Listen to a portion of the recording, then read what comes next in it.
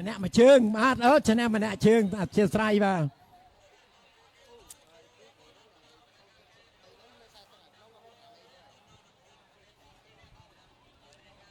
បាទយើងចែកគ្នាឈ្នះម្នាក់មួយជើងណាអធិស្ឋាន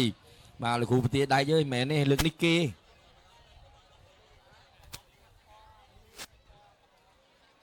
បាទបងបាទដែលបើកន្លោះឆាត់លឿងហ្នឹងបងកន្លោះទុកហ៎បងអត់ក្តៅទេប៉ុណ្្នឹងបាទបងនេះនៅមាត់ត្រើយយើងនេះបាទ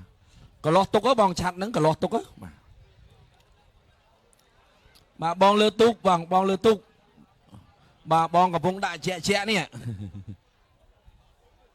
បាទអត់លឺបាទអ្នកនៅក្បែរហ្នឹងជួយប្រាប់គាត់តិចទៅបាទឲ្យកន្លោះឆាត់ទុកទៅបាទ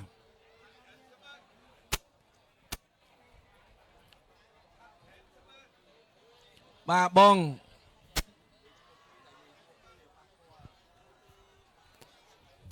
បាទបងជួយកន្លោះឆាត់ទុកបងកន្លោះអត់ក្តៅទេបងអត់ក្តៅទេកុំឲ្យប៉ះពាល់ក្រុមការងារបងធ្វើចឹងបេះដូងអធិប្បាយនេះអត់ក្តៅផងបាទកន្លោះទុកណាបងណាអធិស្ឋានបាទធ្វើចឹងទេក្រុមការងារខ្ញុំមិនឲ្យខ្ញុំទំនេរទេបាទគាត់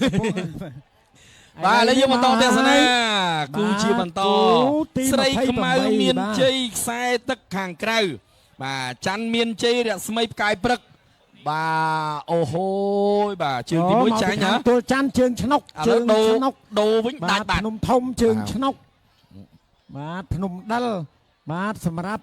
បងប្អូននៅខាងបាធាយកំពង់ចាមជើងទី1គាត់ទទួលជ័យជំនះឥឡូវជើងទី2បាទអត់ទេចែកគ្នាមកជើងម្នាក់ទៀតហើយច័ន្ទមានជ័យរស្មីផ្កាយពេជ្រនេះគាត់បាទធ្លាក់កតុយគាត់ពាក់ស្លាកលេខ073ប៉ុន្តែអត់អីទេបាទយើងស្គាល់គូគាត់ដូចស្គាល់គាត់ចឹងបាទច្បាស់តែម្ដង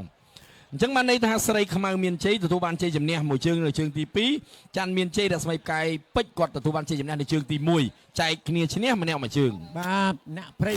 ជាមួយអ្នកកំពង់ចាមបាទគឺឥឡូវបាន10គូហើយគឺចូលដល់គូទី29ក្នុងបញ្ជីបាទហើយគូទី11សម្រាប់តែទូកខ្នាតវែង